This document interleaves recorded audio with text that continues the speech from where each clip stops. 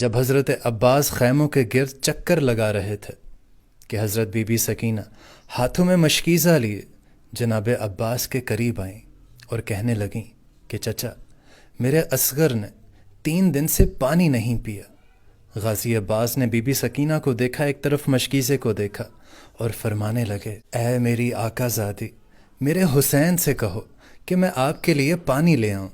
بس be be Sakina حضرت عباس کو لے کر امام حسین کے پاس آتی ہیں اور فرماتی ہیں کہ اے بابا، چچا کو اجازت دو، نہر سے پانی لے کر آئیں۔ حضرت امام حسین نے غازی عباس کے چہرے کی طرف دیکھا، ایک آہ بھری، اور فرمایا، سکینہ جاؤ میری بہن زینب کے پاس، اگر میری بہن زینب عباس کو اجازت دے دیتی ہے تو تم عباس چلے جانا۔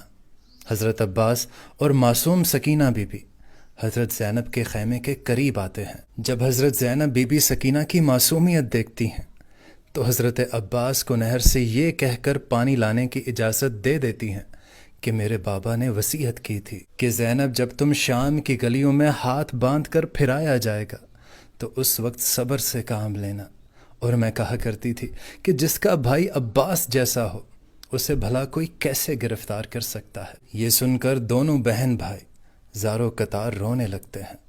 حضرت عباس پانی کی مشق لیے گھوڑے پر سوار ہوتے ہیں، ایک ہاتھ میں علم اٹھاتے ہیں اور نہر کی طرف بڑھنے لگتے ہیں۔ دوستو، تاریخ نے لکھا، جب حضرت عباس ننگی تلوار اور مشکیزہ لے کر دریائے فرات کی طرف بڑھتے ہیں تو اس وقت عمرو بالحجاج 500 یزیدی فوج کے ساتھ اس دریا پر پہرا دے رہا تھا۔ دوستو، کربلا کا تپتا صحرا ہے، سورج اپنی آب و تاب کے ساتھ چمک رہا ہے۔ جب پہرے داروں نے ایک شہ سوار کو اپنی طرف آتے ہوئے دیکھا تو فوج میں ہلچل مچ گئی۔ تاریخ گواہ ہے کہ حضرت عباس نے 133 یزیدیوں کو چیر پھاڑ ڈالا۔ باقی جو فوج بچی وہ امداد لینے کے لیے اپنے کیمپوں سے بھاگ گئے۔ حضرت عباس نے اپنا علم دریا کے کنارے گاڑا اور مشکیزہ بھرنے لگے۔ دوستو، تاریخ نے لکھا کہ جناب عباس نے مشک بھرنے کے بعد اپنے پینے کے لیے چلو میں پانی بھرا۔ پینے لگے تو یاد آیا کہ میرے سارے رشتہ دار، چھوٹے چھوٹے بچے وہاں پیاسے پڑے ہیں، میں یہ پانی کیسے پی سکتا ہوں؟ آپ نے وہیں پانی کو گرا دیا، اور پھر آپ نے چاہا کہ اپنے گھوڑے کو سیراب کروں، اس کی پیاس بجھا دوں، لیکن گھوڑا بھی وفادار نکلا، اس نے بھی پانی پینے سے انکار کر دیا۔ دوستو، اتنی دیر میں عمرو اپنی فوج کی دوبارہ صف بندی کرتا ہے اور پیچھے سے اور بھی سپاہی ان کی مدد کے لیے آ جاتے ہیں۔ حضرت عباس مشکیزہ اٹھائے گھوڑے پر سوار ہوتے ہیں، اتنے میں ایک تیر ان کے کندھے پر لگتا ہے، لیکن حضرت عباس تب بھی گھوڑے کو خیموں کی طرف دھڑاتے ہیں، لیکن عمرو کی فوج ان کا چاروں طرف سے محاصرہ کر لیتی ہے۔ لیکن حضرت عباس اپنے گھوڑے کو خیمے کی طرف دھڑاتے رہتے ہیں، سپاہی ان کو گھیر لیتے ہیں اور تیروں کی ان پر بوچھاڑ کر دیتے ہیں۔